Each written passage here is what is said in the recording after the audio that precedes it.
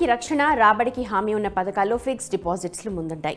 పిల్లల చదువులు, ఇతర అవసరాల కోసం పెట్టుబడి పెట్టాలనుకుంటున్న తల్లిదండ్రులు వీటికి ప్రాధాన్యమిస్తుంటారు. దీనివల్ల వారికి మున్ముందు అవసరమైన డబ్బును కూడబెట్టేందుకు వీలవుతుంది.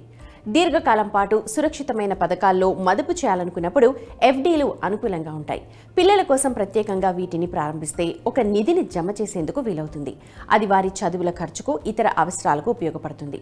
దాదాపు ప్రతి బ్యాంక్ మైనర్ల కోసం ఎఫ్డీలను ప్రత్యేకంగా అందిస్తున్నాయి. మీ సమీపంలోని బ్యాంకుకు వెళ్లి మీ పిల్లల పేరు మీద ఎఫ్డీ ఖాతాను ప్రారంభించేందుకు ప్రయత్నించండి. కొన్ని బ్యాంకులు ఆన్లైన్లోనే ఈ వెసులుబాటును కల్పిస్తున్నాయి.